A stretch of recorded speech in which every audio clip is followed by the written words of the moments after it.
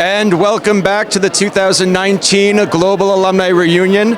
I'm Billy Gray, and I'm here standing with 3 ESA alumni. Let's see who we're going to meet here. Hi, what is your name and what year were you at ESA? Hi, my name is Judith Estrella, and I am from Executive MBA 2014. Very nice to meet you. And you, sir? Hello, this is Lorenzo Gamiz, also from the Executive MBA 2014. Thank you for your time. And Jorge Acosta, Gemba 2018. thanks to all of you. Are you having a fun time here at the event today? Everything's going well? Yes, thank you. Great.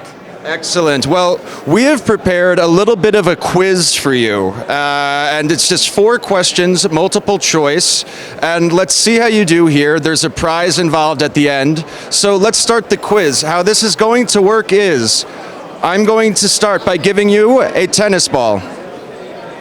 And after you finish the question, you give the tennis ball to whoever you like to continue.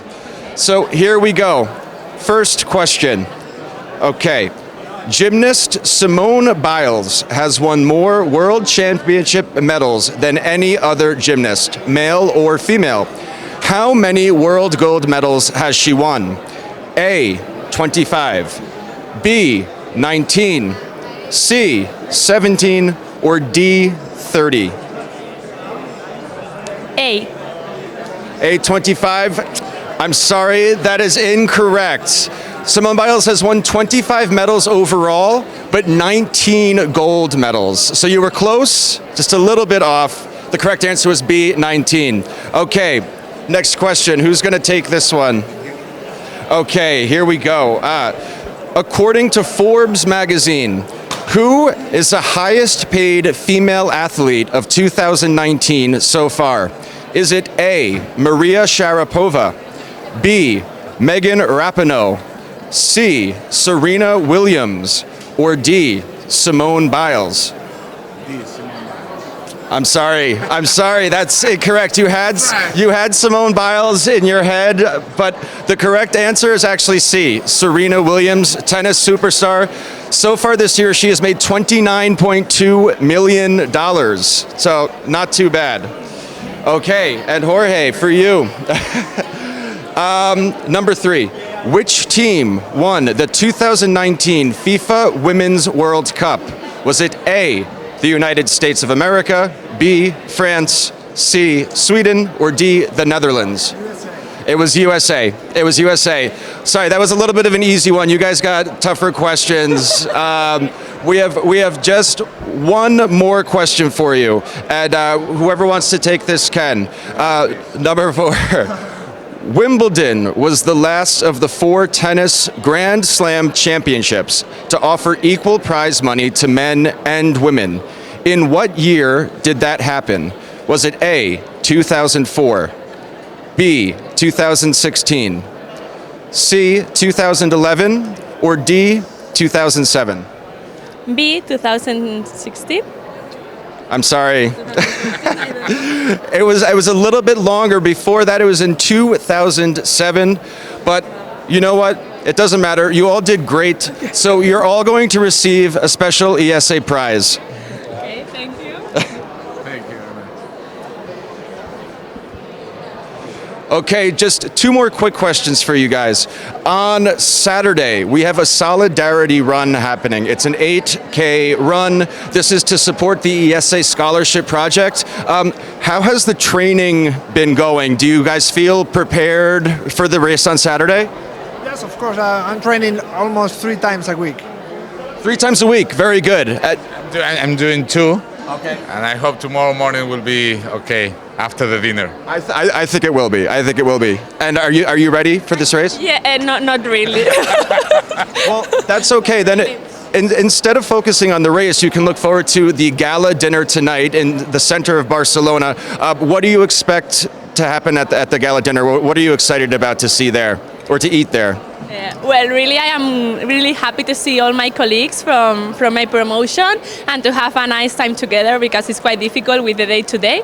So it's a good opportunity to see them all again and to have some fun. Excellent, excellent. And you guys looking forward to the dinner? Excited? Of course, and try to test or to check the food from here, from Barcelona. Yes, the Barcelona food is very good here. Okay, thank you guys so much for participating in this. We are going to connect you live to an academic session with Women's Tennis Association President Micky Lawler, who we'll be speaking to later. See you then. It's a fine balance between being humble and being confident, and being well prepared and respecting your opponent, being very empathetic and sympathetic and being passionate. So it is, it really, you need a lot of luck as well as incredible hard work for this to work. That's good. What would you say are the common characteristics? You know all the professional players in the WTA. What are the characteristics of the top players in the tournament? How would you describe them? How do they balance their lives? Yeah, they are very, very focused, very disciplined, driven, and they manage that balance of, I remember working with one athlete whose name is Amélie Mauresmo. She's French, because before I worked for the WTA, I managed the careers of athletes, both men and women. And Amélie Mauresmo was one of the best tennis players, one of the best athletes I'd ever seen. And she was very, very well-rounded. She loved wine, she loved to travel, she loved people, she loved relationships. And all of those things were kind of against the robotic focus of, I need to win, win, win, win. She would kind of have too much respect for her opponent. And she also was a homosexual. And this was at a time when you didn't talk about that. You really had to pretend to be someone that you weren't. So there was that struggle as well. But I remember talking to her at length about walking that balance between humility and confidence. And that gives you perspective, and that gives you a very good 30,000-foot view of a situation that is bigger than yourself. And then we put all the right pieces in place, the right team, and she won the Australian Open, and then she won Wimbledon. And once she knew how to conquer that kind of too much respect for your opponent and too little confidence in yourself, she really became the champion that she was. And one thing about her is that she then coached Andy Murray, one of the big champions on the men's side. And people said to Andy, "Why do you have a female coach? That's really crazy. Nobody has a female coach. No ATP champion would ever think of having a female coach." And I knew why. I knew why she was the perfect coach for him. Because the guys also have these vulnerabilities that they need to address, that they need to discuss with a best friend or somebody that is on their team. They're not going to talk about that with their male coach who's saying, go out, get him, beat him, just do what you have to do to win. Amélie could talk to him as a mom. And Andy's mother, Judy Murray, who's a famous coach as well, she had and has a very big influence on his life. So that's how men and women work together in an ideal world. Right. Let's talk about the WTA and what you're doing for the WTA to go to new countries. You've done some efforts in the Arab countries, but lately, just 12 days ago, you had the WTA finals in Shenzhen in China. Yep. And of course, there has been a lot of tension, especially WTA is based in the US. There's been some tensions between China and, in this case, the NBA. So tell us a little bit about what was your idea bringing women's tennis to those countries, especially China, and all the challenges that the organization has faced in hosting the finals in Shenzhen for the next 10 years. Well, first, and I'm mindful of drawing parallels between sports and business, and there are many. we are very fortunate as a sport to kind of live in lockstep with global shifting influences. So countries that are coming up that have discovered a new source of revenue, or that have optimized a new source of revenue. In the case of Qatar, for example, it was the gas industry, and they use the gas industry to grow and also to make a stronger statement on the global sphere. So they use sports often to make that statement and to use sports as a communication channel to the rest of the world. Look at us, we can host a World Cup in 2022. Or look at us, we can host an Olympic event in 2008 in the case of Beijing. So you can look at sports and where these big events are held and see what's kind of coming. When you envision the future, look at sports, and especially the WTA. Well, I look at that as a very biased person, because the WTA has had the fortune of being the startup in the world of tennis and being able to adapt to potential demand in markets that were considered B markets, but that are now becoming A markets. So that's how when the men were playing in London, Paris, Madrid, Barcelona, New York, we were playing in smaller cities, maybe Valencia, or maybe Lyon, and smaller cities in these countries. So that has changed dramatically, especially now, because the subject of gender equality is, we've walked that talk for almost 50 years. So the China story is one that I'm personally extremely grateful for, because in 2003, we started to restructure the WTA as a business. And the season, the calendar, was a key component of that. So at the time, the men had the big event in China was in Shanghai. And Shanghai was considered to be the dynamic city, the New York of China. But Beijing was a sanction holder on the WTA tour. So every direction pointed towards, in our new structure, our big event was going to be in Shanghai.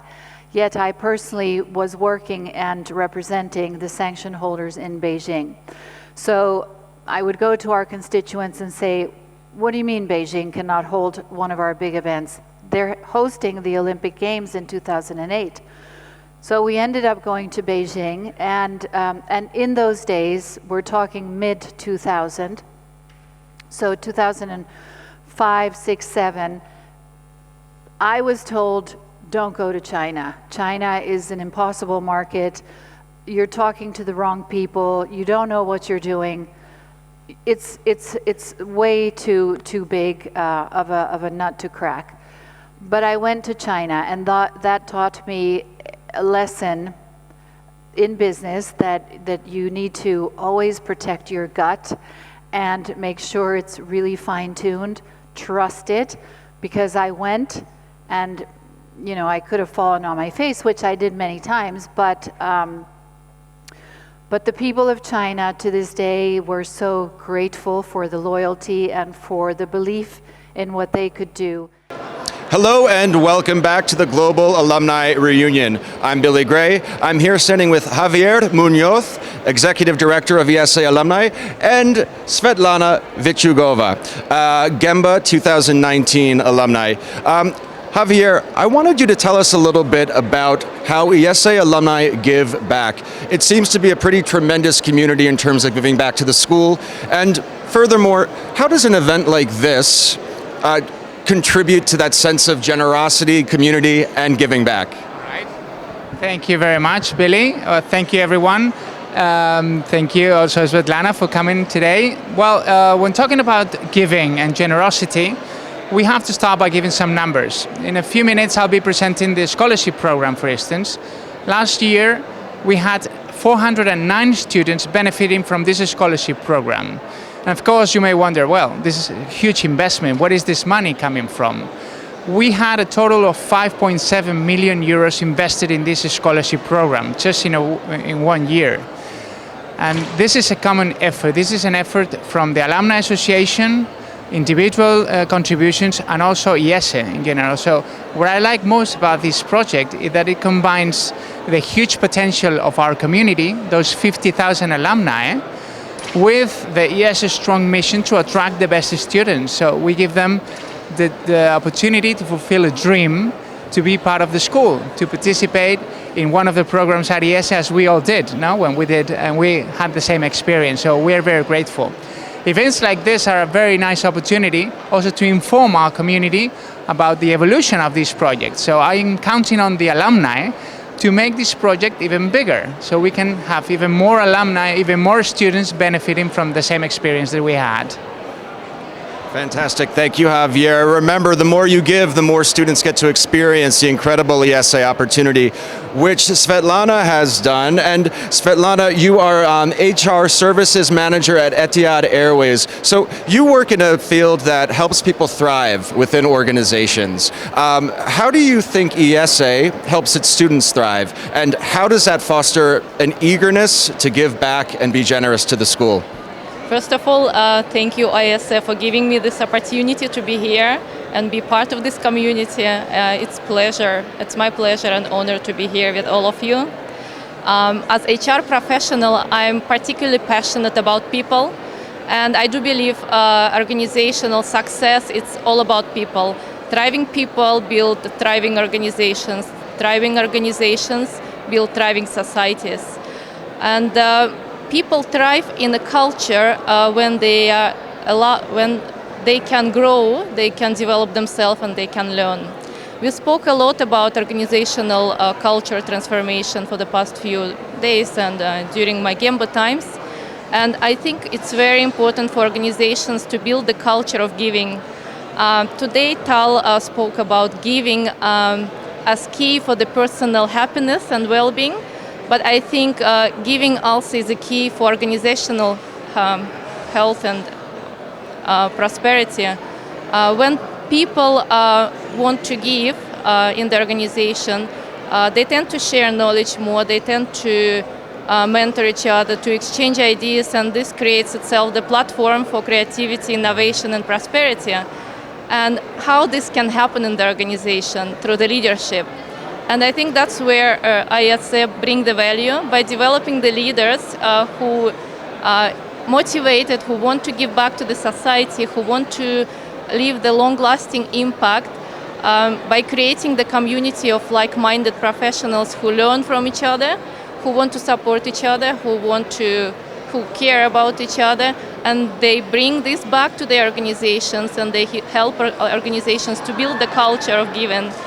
And by giving back to the organizations, that creates the reaction from the people within the organization, not only to take but also to give back. And this creates the circle of gratitude, which I think is very, very important for the long-term and sustainable growth of society overall. I agree, and very well said. I think it really comes full circle, and it's coming full circle here. Couldn't have said it better myself, but we do have a video that will tell you even more about ESA scholarships, the scholarship projects, and how you can give back to the community. We hope you enjoy it.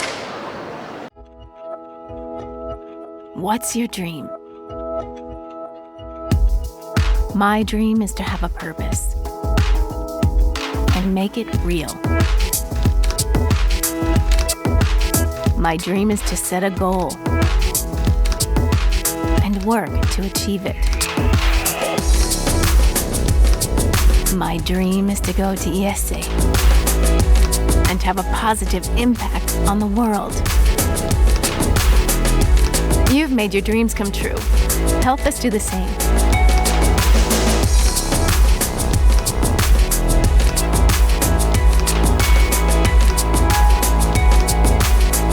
Thank you. Tusen tack. Thank you. Grazie. Teşekkürler. Dziękuję. Muito obrigado. Thank you. Gracias. Thank you. Gracias. Thank you.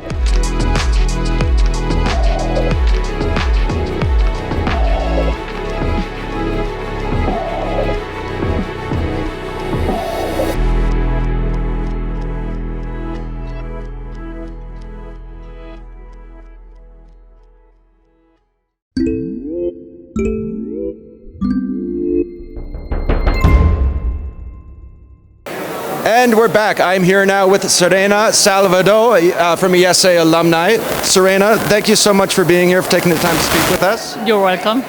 Just a question for you. How many global alumni have you either been to or helped organize? I have been in 4 different GARs. The first one was in Munich 4 years ago. And then I was also here in Barcelona. I missed the one in Madrid and last year in New York. And this is my 4th GAR.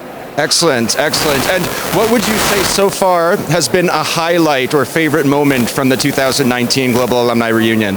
Well, I think all the moments are good. It's like a symphony, no? You like all the first part, the adagio that is more slow, is the preparation process.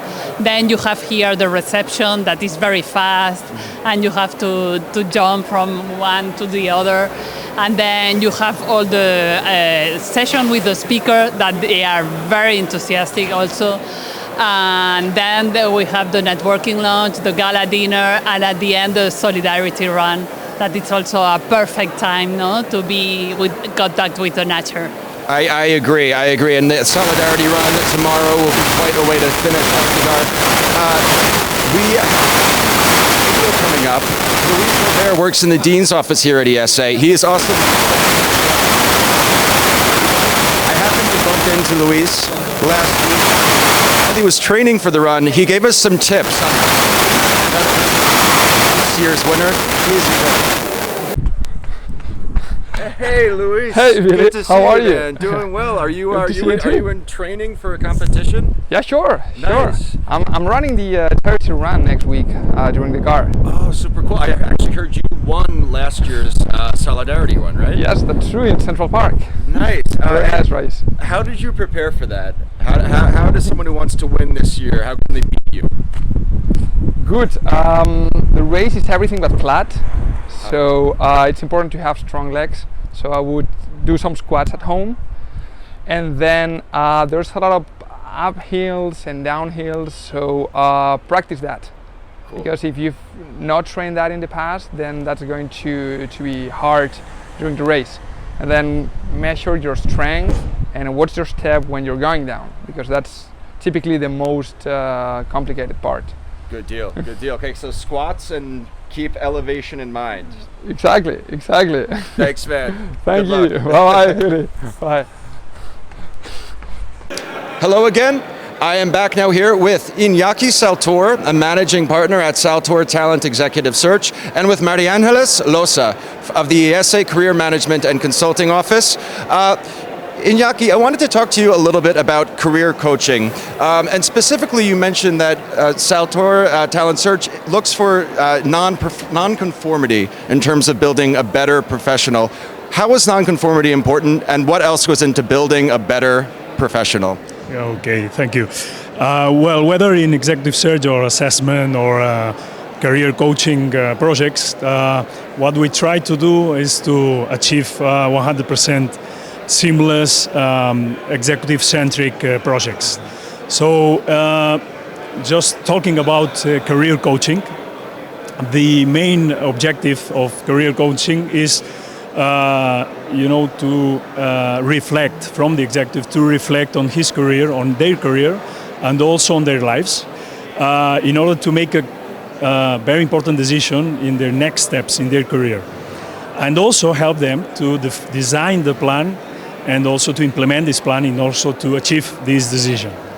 Also, another interesting reason why we help them in these career coaching projects is also to help them to be to understand themselves and also to be aware of their stopping issues that can be stopping their next steps in their careers. Very nice, very helpful. So our alumni, remember that when you are seeking coaching in your own professional arc. Now, Mariangeles, the workforce is changing, the economy is changing, things seem less stable, people are switching jobs more often. It used to be you worked at the same company for 50 years. That is no longer the case for many people. How has that affected career mentorship, and what sort of services do you offer in terms of navigating people through that change? Thank you so much. It's true. Every day you need just to face many questions, you need to take decisions, and that's the reason we launched the mentoring platform. The idea is just to increase your network within the ESA community, easily interact with other peers, and have also their advice, to exchange ideas, exchange questions, and to have more feedback, an informal one. And as we always say, ESA is a big family. We want all the family to be connected and to interact. In the platform, in the mentoring platform, we have more than 2,000 alumni. So it's very easy to reach them. You can become a mentor, you can become a mentee, and you can be both mentor and mentee. You only need to create your profile with your key expertise, and the platform suggests you the most adequate mentor or mentees for you. And it's so easy to interact with them, just to click and start a relationship. Many participants in the platform are very happy after interact and having, request more feedback and more relations. Excellent. Well, thank you both so much. And to all our viewers at home, remember, when you're looking for coaching, mentoring in your career, you know where to go to. We are now going to take a very short break. When we come back, we'll be talking with WTA President Micky Lawler and also offering you an early preview of the 2020 Global Alumni Reunion. We'll see you then.